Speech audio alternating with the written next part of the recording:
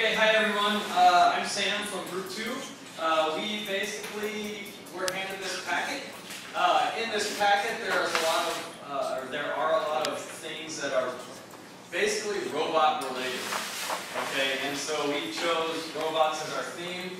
Congratulations to Group 1 because yours look beautiful. I'm sorry this does not look nearly as nice and readable as the first group. Our apologies. It was rather hastily thrown together. But here we have pretty much our linguistic goals would be a question. We want to be able to ask a question, what can robots do? And the answer would be robots can what? And so for us, this answer here in the black ink would also address the idea of the sentence construction, and so that we're giving students a sentence stem basically to work with. Okay, and by doing that, the first thing we would do is introduce some vocabulary. And so to introduce that vocabulary, the teacher or teachers could introduce some verbs with gestures, and then the students could be guessing what the words would be. Okay, so if I did something like this. Okay. Thank you, Lena is on the ball!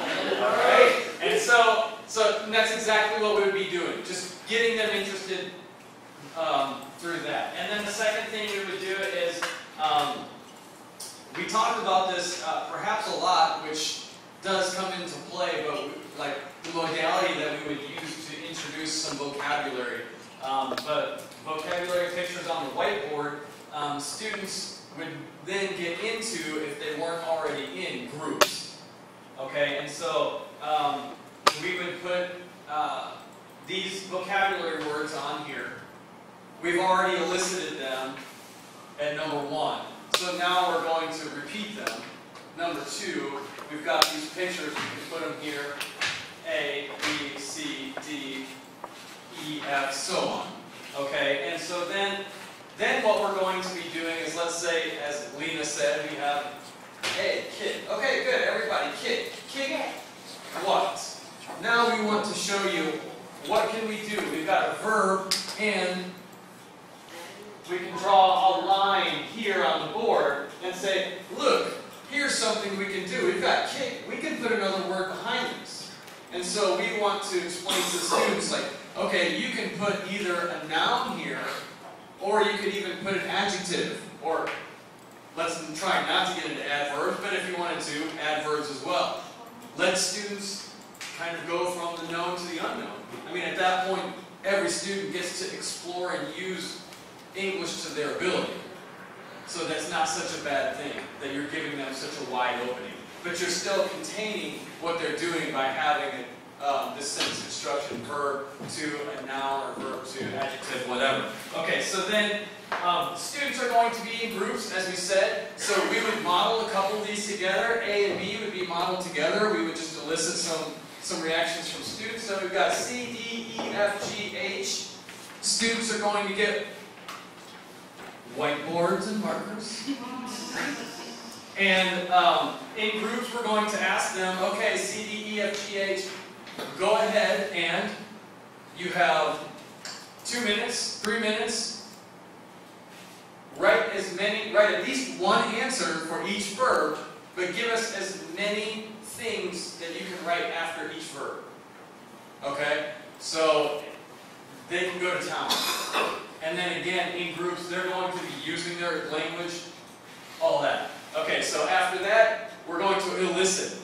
So on the board, as a teacher, group 1, what did you get? So verb C, you said what? Okay, great, thank you. Verb D, good. E, F, group 2, what do you have? Okay, and if there's something unique, if you want to take the time to add all that, you can, but if there's something unique, a new word, whether it's a noun, adjective, adverb, good, add it, if that's what you want to do. If you have the time, if you're so inclined, if you want to go into that depth of knowledge and show students how unique and how versatile this verb can be, awesome. Okay, so next, number 3, then we've already started the sentence construction. We've got the verb and the noun.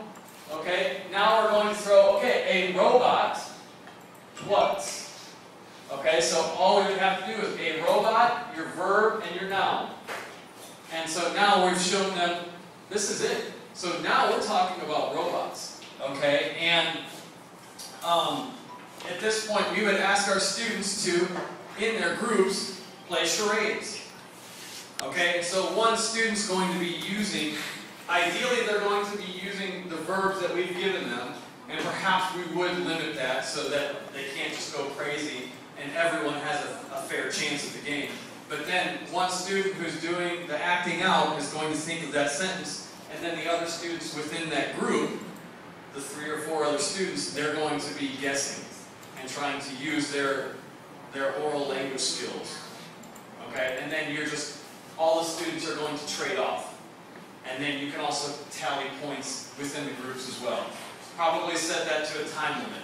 Okay, next, number 5 would be to draw a robot and write however many number of sentences about their robot. Again, using our sentence construction. A robot, verb, noun, adjective, adverb, whatever. If they want to, if things are going so well and time allows, they can add other details and use more of their language about the robot.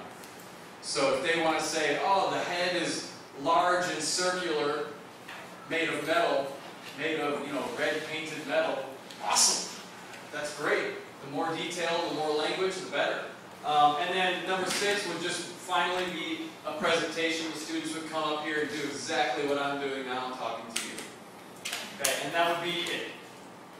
So, well done. Thank you. Thank you very, very much. This is an exciting lesson, this. Can I ask you, would there be a follow-up activity into the following lesson? Really? So, you gave us a whole lot of stuff. There could be tons of follow-up stuff that could go with this. I mean, we talked about reading. We don't really like the fact that there's not a lot of reading going on. Now that we've talked about robots and we've got this sentence construction down, maybe the next lesson could be some reading on robots.